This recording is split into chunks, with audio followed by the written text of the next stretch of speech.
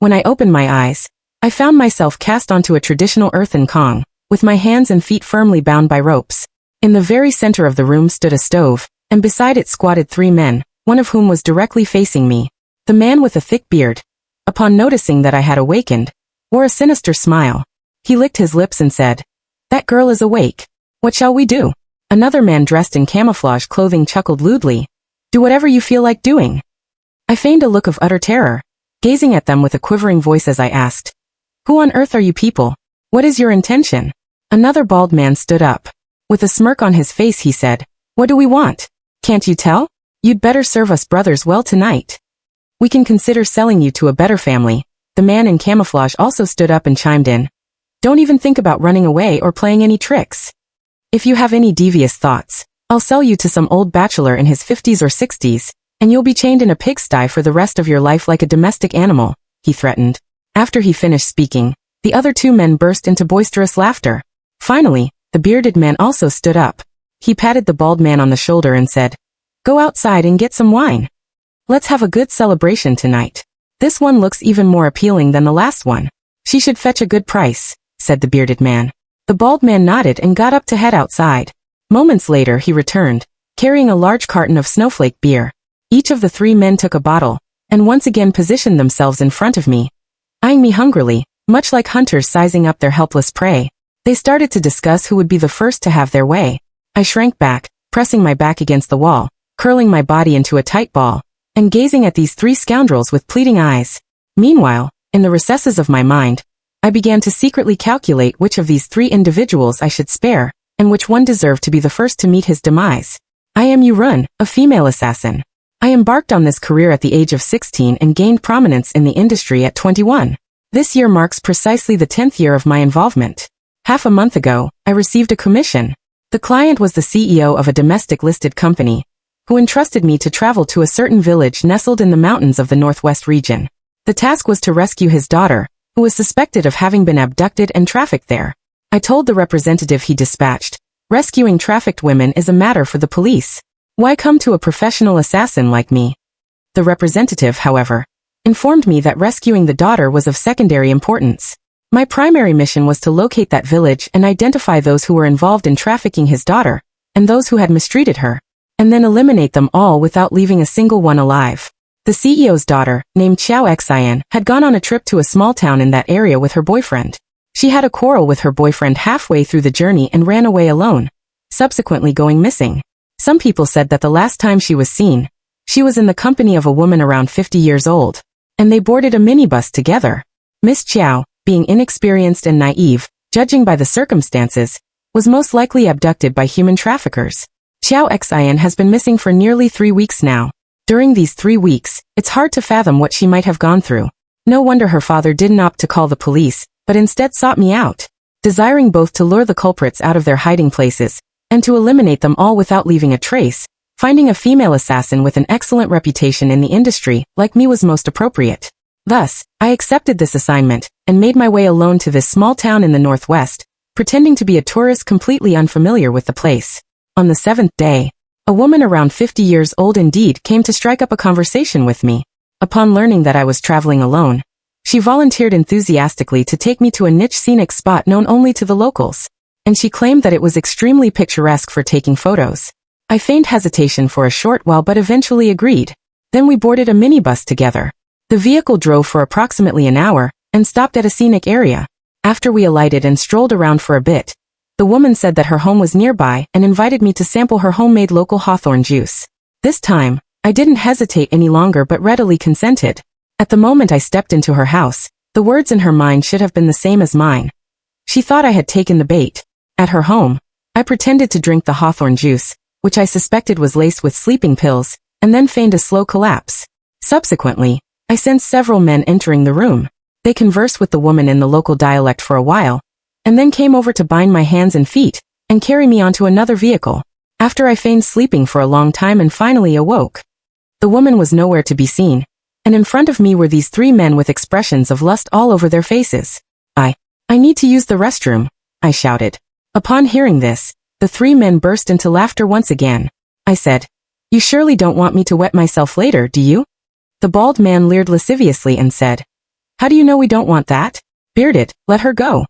Why can't these women come up with any other tricks? The man in camouflage immediately stepped forward and said, then I'll take her this time. Looking at their shameless appearances, I couldn't help but feel waves of nausea welling up inside me. It seemed that they mistakenly believed that I was going to use the pretext of going to the restroom to escape, and they were also convinced that I definitely couldn't get away. So their faces were filled with an expression as if to say, let's see what tricks you can pull off later. The man in camouflage walked over, untied the ropes around my feet, yanked me up, and then whispered in my ear, pretty lady, I've warned you.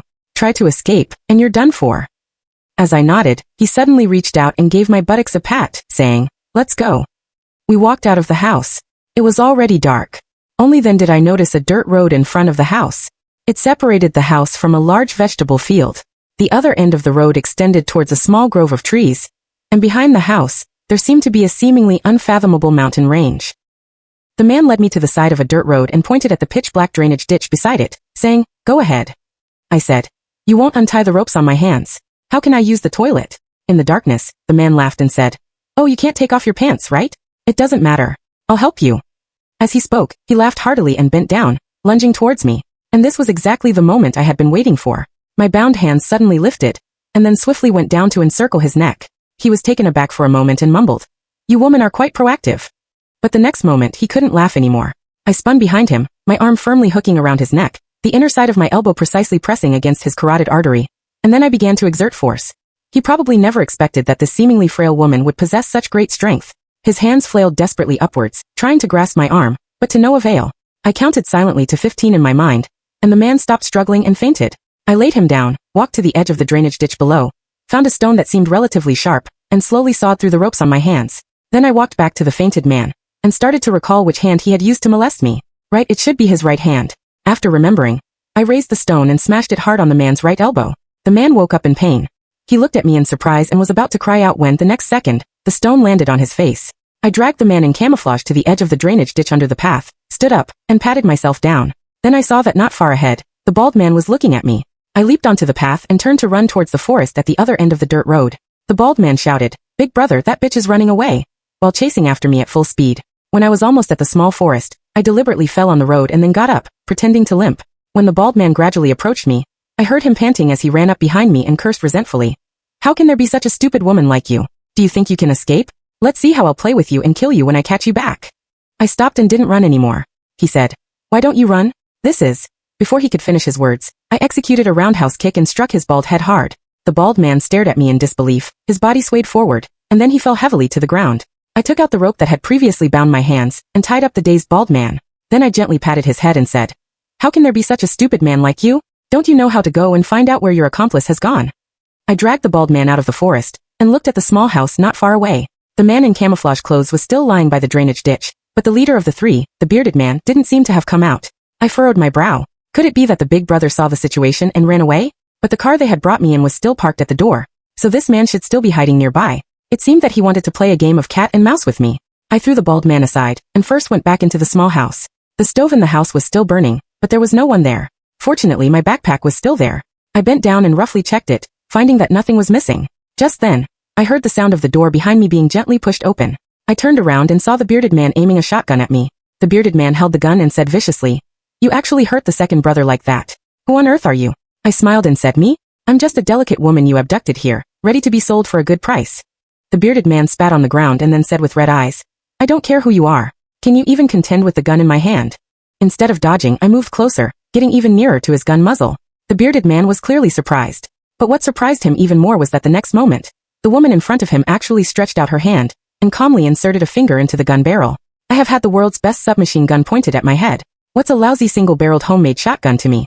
Do you think I don't dare to make you pull the trigger, or do you think the gun in my hand is a toy?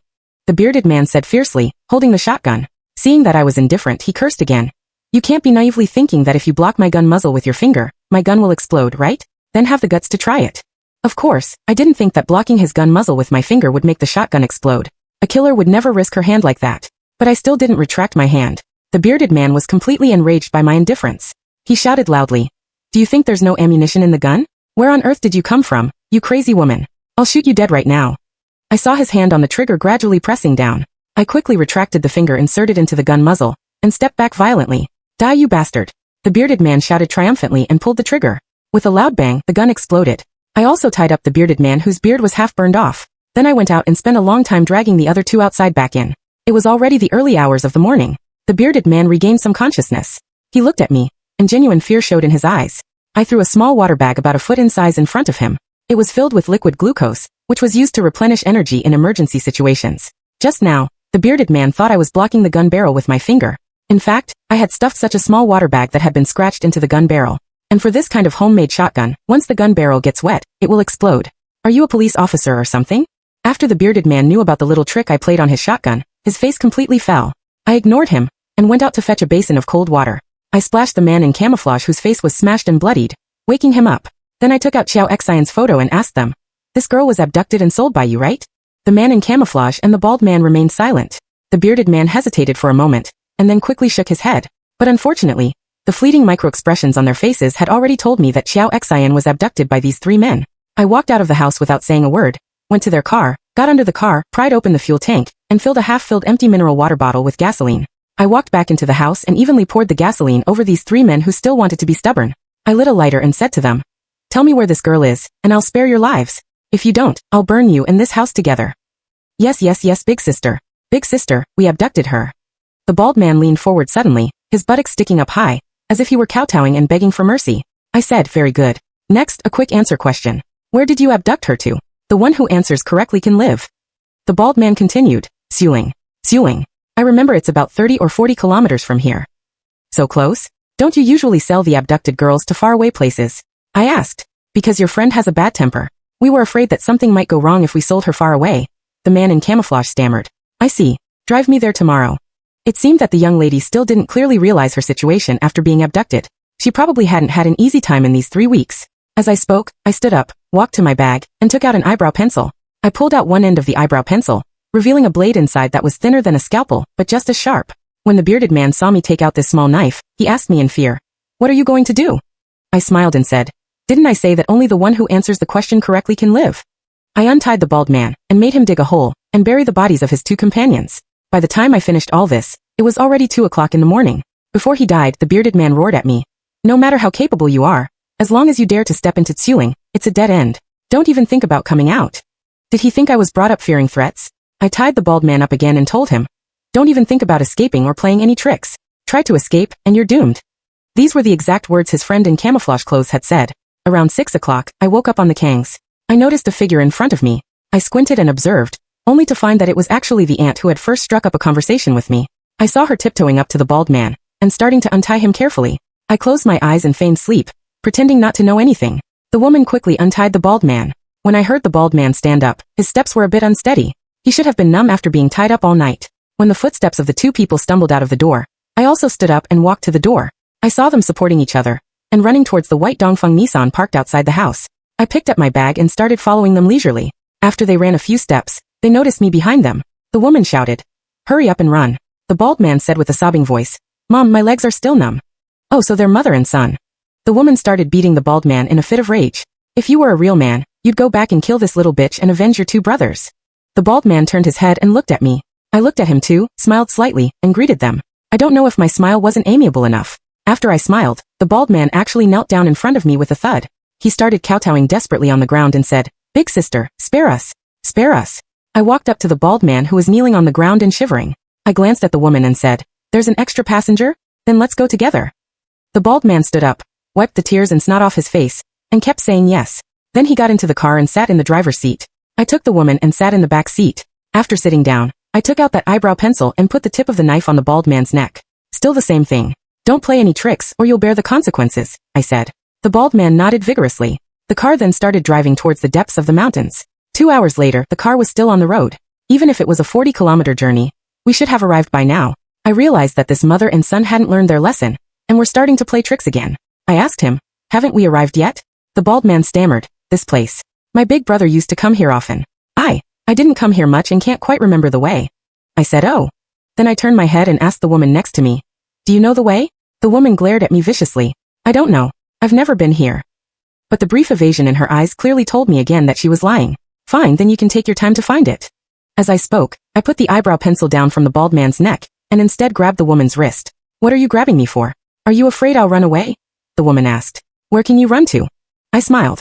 I'm just afraid you're too nervous and want to soothe you. A weasel paying a visit to a chicken with ill intentions, the woman said resentfully. I didn't say anything more. The car continued moving forward. The mountains here all looked similar, and I couldn't tell if the bald man was going in circles, but he was definitely stalling for time. After driving for about half an hour more, when we reached a stone bridge spanning a gully, I suddenly ordered the bald man, turn there. In the rearview mirror, a look of disbelief appeared on the bald man's face. His hand slightly tightened on the steering wheel, and he said, I'm not sure if this is the place. This is the place. Turn there. I continued to command coldly. Okay.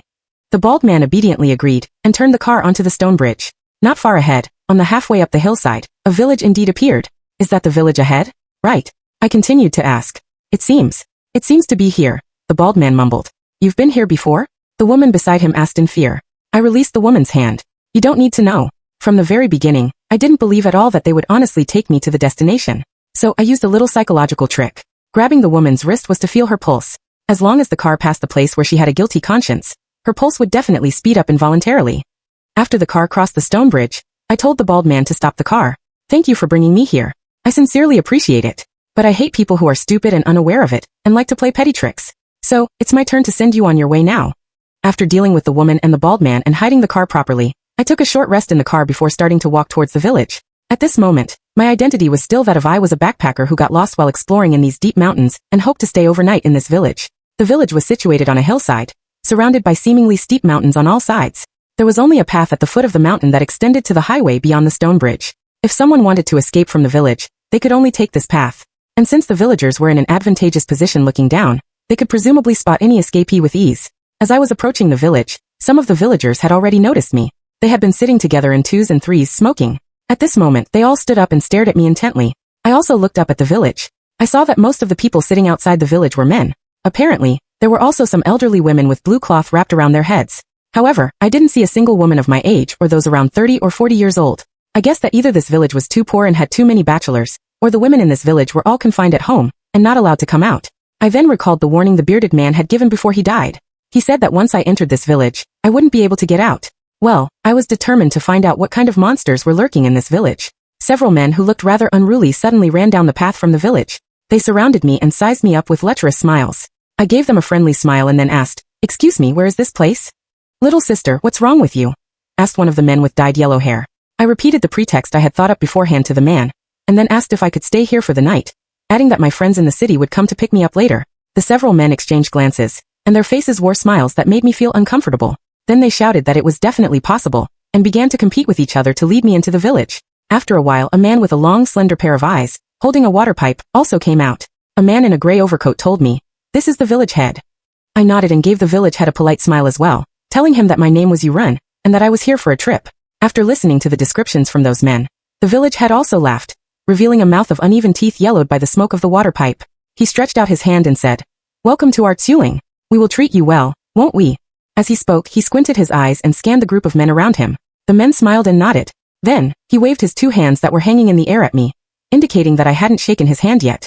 I quickly extended my hand. The village head grabbed my two thumbs and rubbed them back and forth on the back of my hand. You run. What a nice name," he said. Then he looked at the group of men again.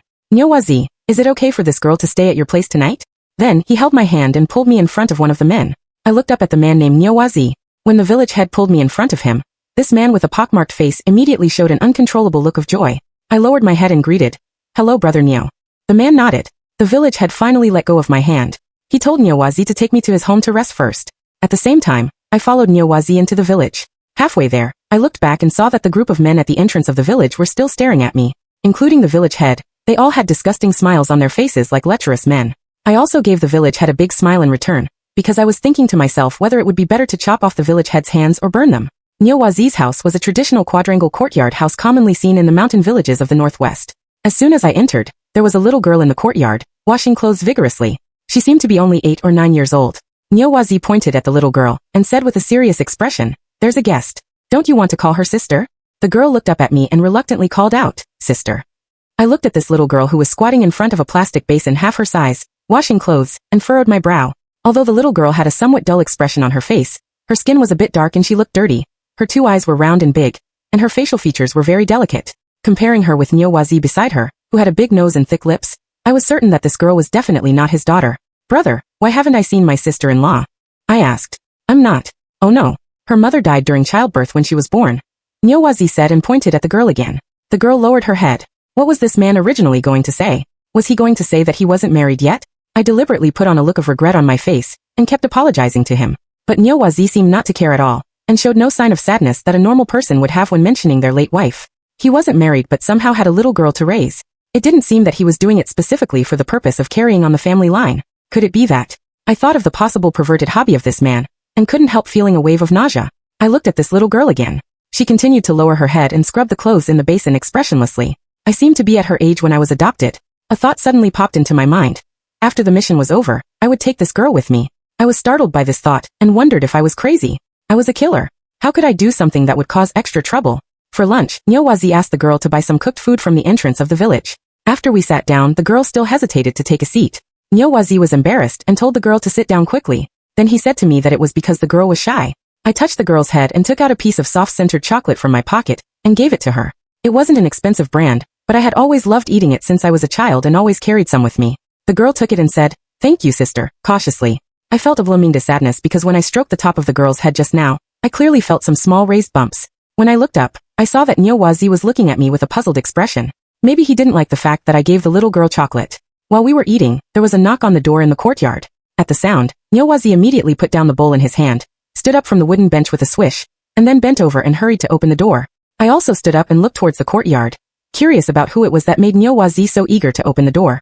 From the sound, it didn't seem to be the village head. At the same time, the door opened, and a strong smell of blood wafted in from outside. A tall and big man, bare-chested, walked in, and Nyowazi followed him respectfully. "Brother who you've been hunting?" Nyowazi said. The man called brother who nodded and said, "Is the lost woman that was mentioned staying here?" By now, I had walked out of the main room. The two of them looked at me. Nyowazi quickly introduced us to each other. "This is brother who. Brother who, this is the girl who came to the village to stay, named Yurun." "I'm Zhang Hu," the man said. His eyebrows were very light, almost non-existent, and there was a beastly viciousness in his eyes. He didn't seem like an easy person to deal with. "Why don't you let her stay at your place, brother who? You have more space there," Nyowazi said obsequiously. I remained calm and continued to smile at the two of them. Zhang Hu replied indifferently, "No need. My place is full. I'm just here to take a look." Nyowazi continued to invite Zhang Hu and asked if he wanted to come in and eat something, but he was refused again. Just then, a heart-rending cry of a woman came from the next door, mixed with pleas for mercy and the curses of a man. I showed some displeasure on my face. Zhang Hu noticed my expression and suddenly turned to me and said, "A wife you marry, a horse you buy. You can ride the horse and beat the wife. Sister, don't be afraid. It's like this in our countryside. The more you beat, the better the relationship gets." I gave a bitter smile and didn't say anything. Nyowazi also chimed in to agree. Right. As the old saying goes, a wife is made by beating, and dough is made by kneading. Zhang Hu said, "Tell Zhuzi to pay attention too. It's broad daylight, and there's a new guest. It doesn't look good." As soon as Nyowazi heard this, he immediately shouted at the top of his voice, "Zhuzi, brother who told you to stop beating. There's a guest." As soon as Nyowazi finished speaking, the cursing next door stopped, and only the woman's soft sobbing could be heard. A look of satisfaction appeared on Zhang Hu's handsome face. He didn't say anything more and turned to walk outside. Nyowazi quickly followed behind to see him off. I then noticed that on Zhang Hu's back, there was actually a tattoo of a menacing tiger. Was he imitating the Japanese underworld by getting a tattoo on his back? It seemed that this Zhang Hu was the real boss of this village. Could Xiao Xian be locked up at his place? In the afternoon, I asked Nyowazi to show me around the village. Nyowazi readily agreed. Most of the houses in the village were like Nyowazi's quadrangle courtyard bungalows. The walls of many houses were still the traditional rammed earth walls mixed with stones. Only Zhang Hu's house was a 3-story small Western-style building. The courtyard gate of his house was wide open, and a skinned wild boar could be seen hanging inside. It was ridiculous that in this village, which obviously wasn't wealthy, there were actually 4 or 5 surveillance cameras installed. Presumably, these cameras weren't installed to prevent thieves. I turned on my phone and played a Cantonese song on speaker. The song was called "The Person Under the Moon." The CEO had mentioned before that this was one of Xiao Xian's favorite songs. If she was in a position where she could hear this song, I hoped she could make some noise. When Nyowazi heard me playing the song, he looked back at me. I waved my phone and asked him if it was okay. Nyowazi didn't say anything. We just strolled around like this, but there was nothing unusual. Could it be that she was locked in a cellar and couldn't hear it? I remembered the rumor that this young lady had a bad temper. So there was also the worst possible scenario. She had already been killed. It was always easier to find someone in a village than in a big city. The simplest way was to grab someone and ask. But this would definitely expose myself. In that case, I would have to be prepared to go against the entire village immediately. But this wasn't difficult either. Given me one more day, I should be able to figure out the number of people and the strength of the entire village. After all, I had already completely memorized the terrain of the whole village in the afternoon. The most ideal outcome was to find Xiao Xian tomorrow night, send her to a safe place, and then deal with the people in the village. But if Xiao Xian had already been killed, then I would have to make all the accomplices in this village pay with their lives for her. In the evening, the signal started to get bad. Nyowazi saw me using my phone, but the prompt, network unavailable, kept popping up frequently. He explained that it was like this in the mountains, and the signal was intermittent. I said I understood, but I knew in my heart that this was the doing of the people in the village. There was an electromagnetic signal jammer tied to the utility pole at the entrance. They probably thought I didn't recognize this thing. From outside, the cries of women could be heard from time to time, some far away and some nearby. I looked at Nyowazi, but he seemed not to have heard them. Since there was no signal on my phone, I went to the guest room Nyowazi had prepared for me early and lay down. Before leaving, Nyowazi suddenly handed me a bottle of hawthorn juice. He said it was a local specialty and insisted that I try it. Holding the hawthorn juice, I found it both ridiculous that these people had such unoriginal and clumsy tricks, and that this man couldn't wait any longer. I declined, saying that I was allergic to hawthorn. A look of disappointment appeared on Nyowazi's face. He probably didn't know that I was doing this to let him live one more day. If this man died at my hands tonight, it would probably cause me some trouble tomorrow during the day. It would affect my continued investigation of the intelligence of this village. Lying on the bed, I began to ponder my next plan. However, I never expected that after about 10 minutes, Nyowazi actually appeared outside my room. He knocked on the door and asked if I had fallen asleep. He sounded like he still hadn't given up. I told him that I was about to go to sleep and that if there was anything he could tell me tomorrow. But he didn't leave. Instead, he took out the key and opened the door that I had originally locked from the inside. I furrowed my brow, somewhat surprised that this seemingly timid man was actually going to use force. He then pushed the door open and walked directly to my bedside. I pretended to be surprised and asked, "Brother Nyo, what's the matter?" In the darkness, the man swallowed hard, and then he panted heavily. I want you. If you stay with me, I'll make sure they don't sell you tomorrow. As he spoke, he pounced towards me, but he didn't expect that the woman in front of him, who should have been screaming in fear, actually took the initiative to meet him. "Brother Nyo, don't be in such a hurry," I whispered in his ear, gently blowing on him. "You're so handsome. How can I not be in a hurry?" Although Nyowazi said this, his hands slowed down. I got even closer to him, and began to gently caress his body. "Brother Nyo, I also like men like you who have a bit of wildness. I don't even look at those guys in the city." "Really? That's great. Brother also likes you. Brother loves you to death," Nyowazi said as he hugged me tightly. They all dared not touch me. "You're different." I continued to tease him with my fingers. Nyowazi, who had been eager to take off his clothes, suddenly froze when he heard this. He got up from me and asked, "Them? Why didn't they touch you?" I leaned in closer and smiled. "Do you even need to ask? They think I'm not clean." Unexpectedly, the man pushed me away. "Do you have some kind of disease?" I pretended to be wronged and said, "Brother Nyo, those men in the city are so pampered. It's understandable that they're afraid. But you can't be afraid too, can you?" Nyowazi quickly crawled off me and stared at me blankly. I took my bag from the bedside, took out a bottle from it, and waved it in the darkness. "It's okay. If you get it, just take this medicine with me every day." Nyowazi cursed loudly. "Damn it. It's really bad luck." As he spoke, he ignored me, opened the door, and rushed out in a hurry. I sighed and stuffed the bottle containing the chocolate back into my bag. I wasn't sure if pretending to be sick like this could allow me to stay in this village smoothly until tomorrow. In the morning, just as I was about to lie back on the bed, another cry came from the courtyard. It was that child. The crying grew louder and was accompanied by a man's heavy gasping. Was that beast Nyowazi going to bully that little girl? My fists couldn't help but clench again. Reason told me that it wasn't the time to take action yet. It was best for me to stay calm at this moment. But to hell with reason. I walked out of the room and went to the room from which the crying sound came. Then I kicked open Nyowazi's door. I rushed up, grabbed the back collar of Nyowazi, and pulled him up. Nyowazi asked in horror, "What are you going to do?" I didn't say a word and punched him in the stomach. While he was in pain and bent over, I raised my elbow and struck him on the neck. He was knocked to the ground like a toad. He was cursing and trying to get up with his hands and feet. But as soon as he raised his head, my next kick landed heavily on his chin. Nyowazi fell to the ground and moaned in pain. I walked to the bedside, picked up the girl from the bed, and held her in my arms. "He's not your father, is he?" The girl sobbed softly in my arms and then nodded. "What's your name?" "My name is Xiaoyu." "Xiaoyu, you go and sleep peacefully. When you wake up in the morning, sister will take you away from here to find your parents, okay?" I took the girl to the door and pointed to the room where I slept in front. The girl still held on to me and didn't want to let go. I squatted down and hugged her again, saying to her, "Don't worry. Sister won't leave you behind." At this moment, I realized that in her clothes, she still had the piece of chocolate I gave her during the day. "Haven't you eaten it yet, sister? Can I eat it with you when you come back?" I nodded, and the girl finally let go. I wiped the tears from her face and watched her walk into the small room. Then I turned around and walked back to the man lying on the ground, who was looking at me in horror. "Are you some kind of crazy person?" Nyowazi said nervously. "You think I'm crazy already? This is just the beginning." I pulled all the curtains in the room shut, and then lit a candle. All my actions had to be advanced to tonight. It seemed that I was going to have another sleepless night. I took out the rope I had prepared earlier and tied up Nyowazi. Then I said to him, I ask and you answer. If you're honest, I'll make you suffer less. If you're not, I'll make you cry all the way to hell. The interrogation went unexpectedly smoothly. This man was much more cowardly than I had imagined. But what I didn't expect was that in this Tsuling, almost every family was involved in human trafficking. The whole village was a transit station for further transactions between those human traffickers and buyers from other places. The human traffickers first brought the girls they had deceived here. After these girls were tamed and subdued, they were sold to villages in other places. As compensation, most of the wives of the men in the village were also obtained from these human traffickers. Even their own daughters, once born, would be directly entrusted to the human traffickers to be sold. I also learned from Nyowazi the whereabouts of Chiao Xian. She wasn't in Zhonghu's house but was locked in the cellar of Nyowazi's second uncle, that is, the village head's house. I was satisfied with the results of the interrogation. Nyowazi asked me if I could let him go quickly, promising that he wouldn't say anything, but I ignored him as if I hadn't heard. I picked up the pillowcase on the bed, tore it to pieces and stuffed it into Nyowazi's mouth. A look of horror appeared on Nyowazi's face again. I said to him, there was once a little girl who was also bullied by a disgusting man like you. Do you know what the thing she did most often later was?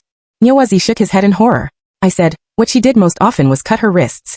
As I spoke, I pinched Nyowazi's wrist and groped for the position of the artery. When I was a child, I could never find the position of the artery on the wrist accurately. But now I know it better than anyone else.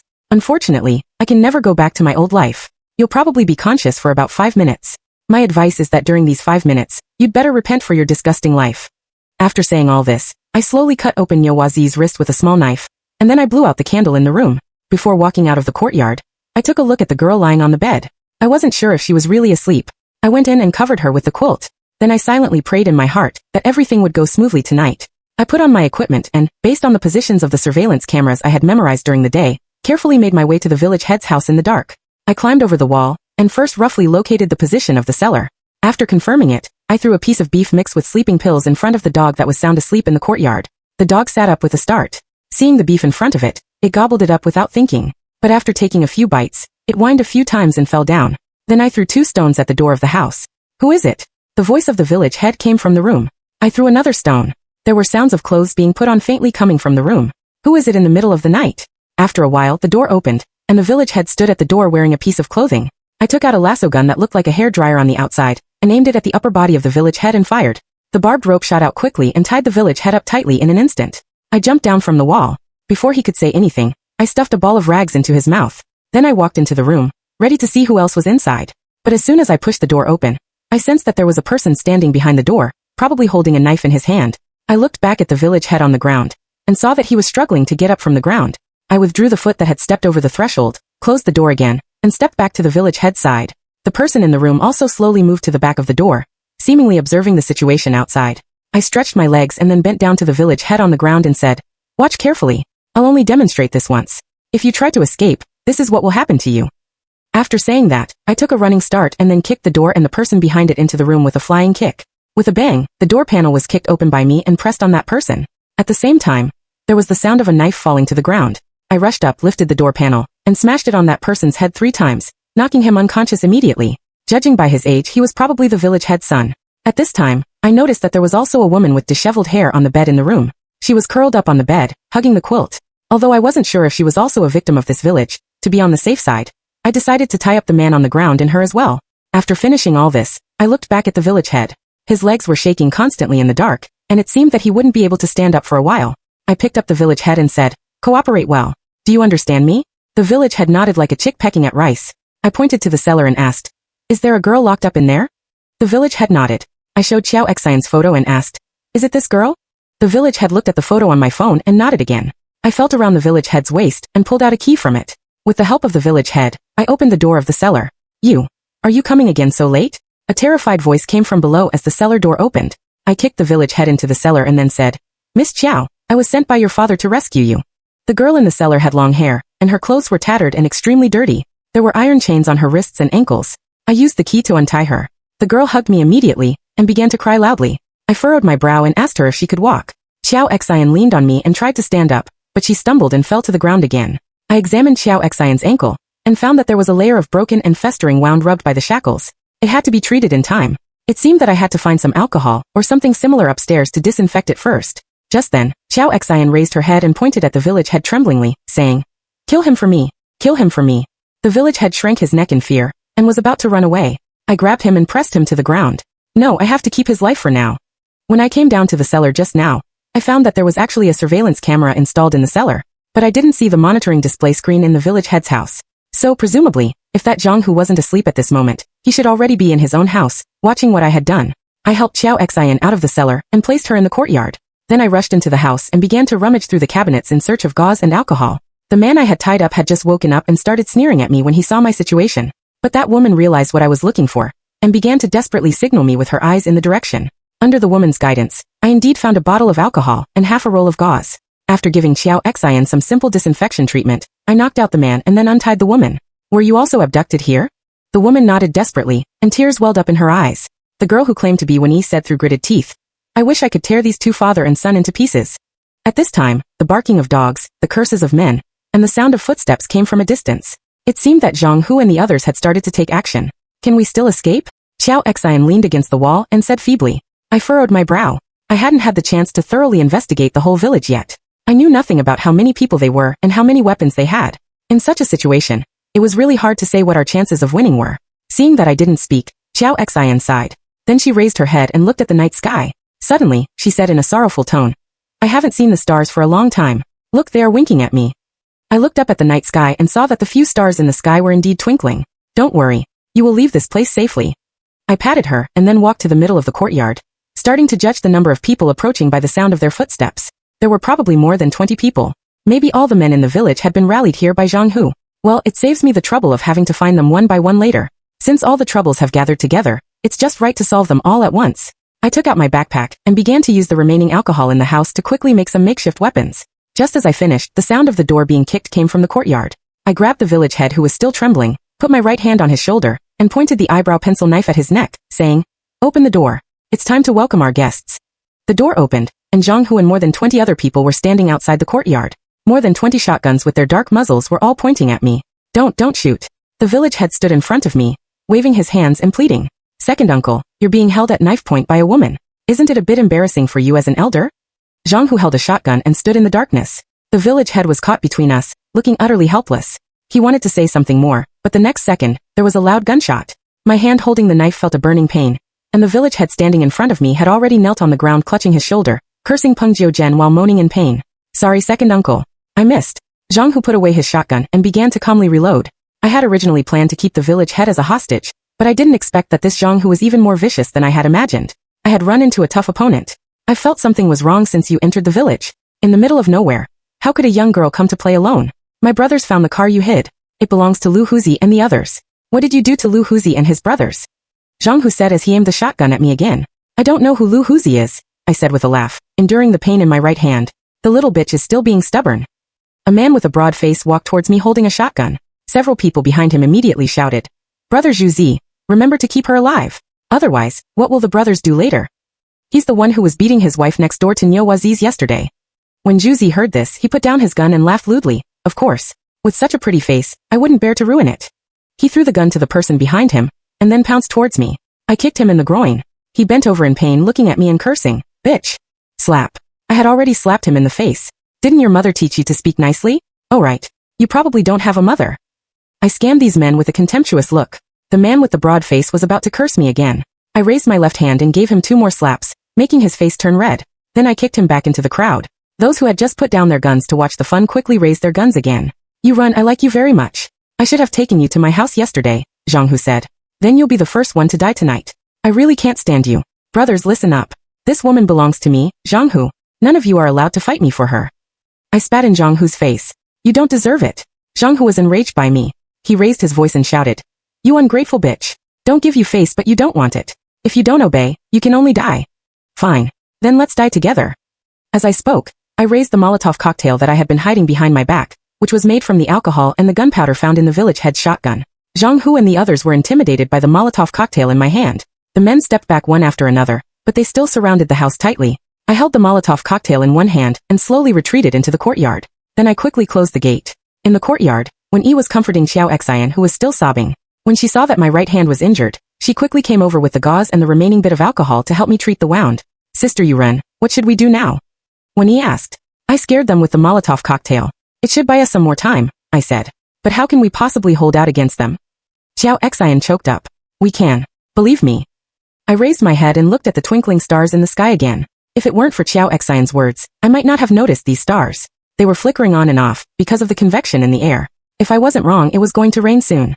And that meant that at that time, the shotguns in the hands of these people would be no different from a wooden stick. As time passed minute by minute, a drop of rain fell in the courtyard first, and then 2 drops, 3 drops, 4 drops. In the blink of an eye, a torrential rain covered this mountain village full of sins. Wen-yi, you take Xiao Xian and escape over the wall beside us. I stood up again and walked to the middle of the courtyard. The 2 of them stared at me in a daze. If possible, call all the women in the village and escape together. I'll hold these men back here. They should be too busy to care about you. This should be the best chance for you. Oh, and don't forget to go to Niuwazi's house and take a girl named Xiaoyu with you. If possible, find a good family to adopt her. The raindrops crackled on my body, and the wound on my right hand began to ache faintly. Sister Yuren, will you be okay by yourself? Wen-yi asked. I've seen much bigger scenes, I smiled. I lied to them. It was only in movies that one person could fight so many people. In the real world, it was already very difficult to fight 10 people at once, not to mention that I had an injury on my right hand at the moment. But I should be able to hold out until they escape safely.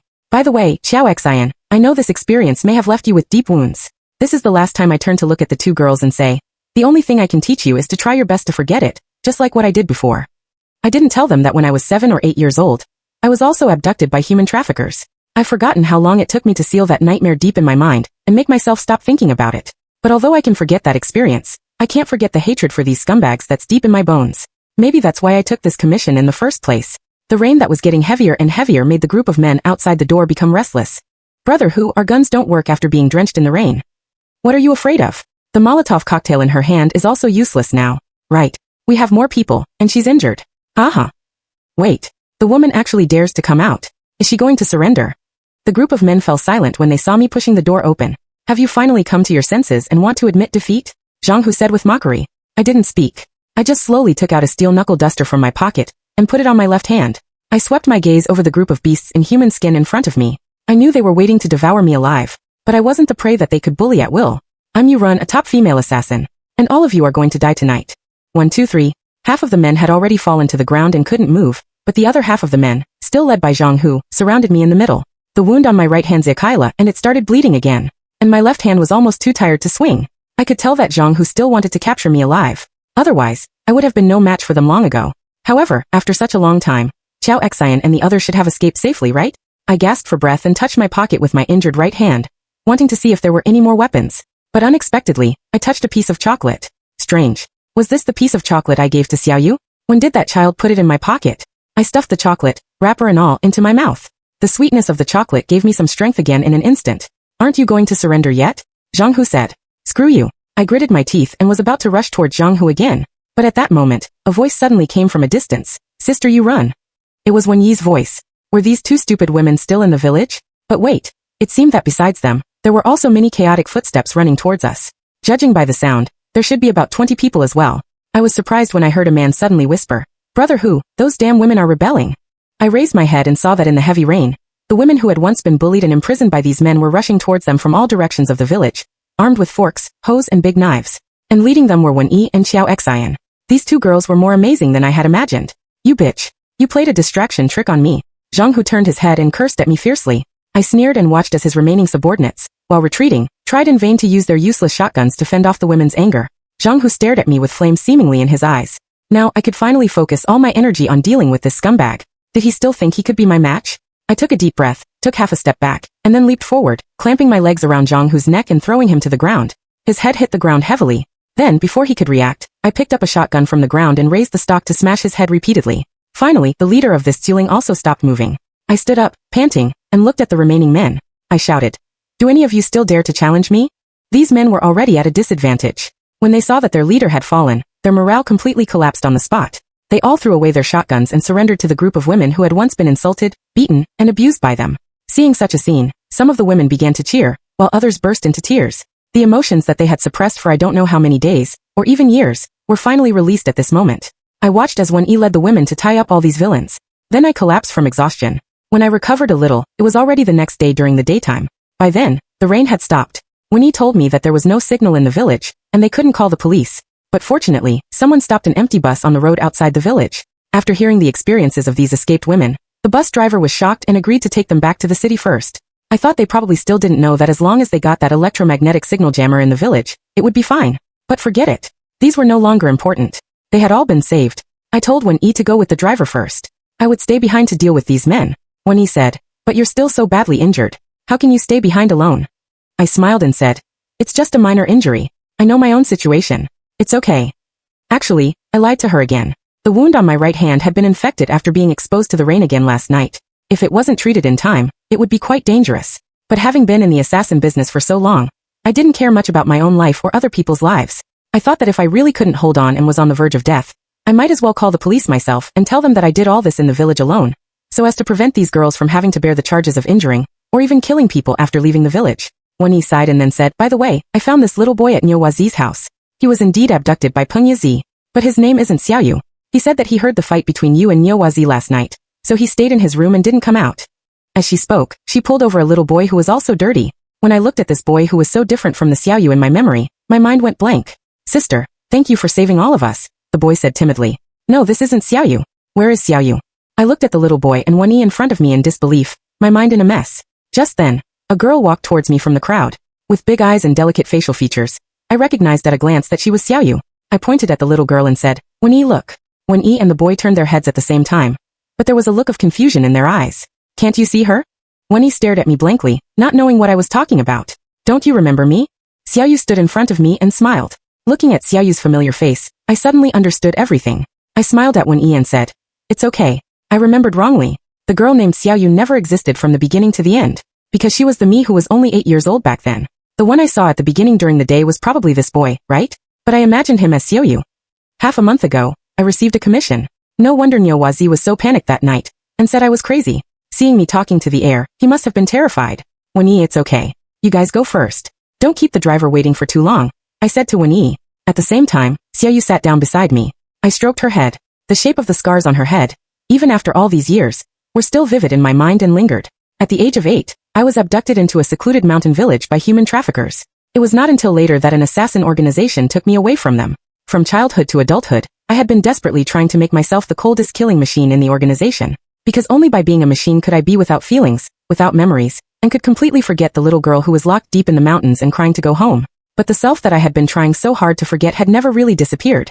In the end, she turned into an illusion and accompanied me to this mountain village, reminding me that some scars couldn't be healed just by forgetting. Thinking of these, I couldn't help but hug this non-existent girl and burst into tears. I'm sorry. I shouldn't have left my 8-year-old self in that village all the time. Sister, you run, what's wrong with you? When he asked anxiously, I raised my head and forced a smile. I was just about to say it was okay, but the next second, when he suddenly hugged me. Sister, you run, come with us. You saved all of our lives. If it weren't for you, we wouldn't have had the courage to stand up and resist those people. Now, asking us to leave you behind, I really can't do it. So I think no matter what comes next, we should face it together. She gently patted my back, just like a mother patting her child. Just then, Xiao Xian came over and hugged us together. How long had it been since someone hugged me like this? At that moment, I felt as if I had become the 8-year-old Xiaoyu, the little girl who had been hiding deep in my heart, and was unwilling to come out. At this moment, she suddenly stood up, laughing and crying, wanting to rush towards these people who were willing to give her a hug regardless of everything. Let's go. Get out of here. Get out of this mountain that has trapped me for so long. Whether the road ahead is one of punishment or redemption, on this road, it seems that I'm finally not alone anymore. The end.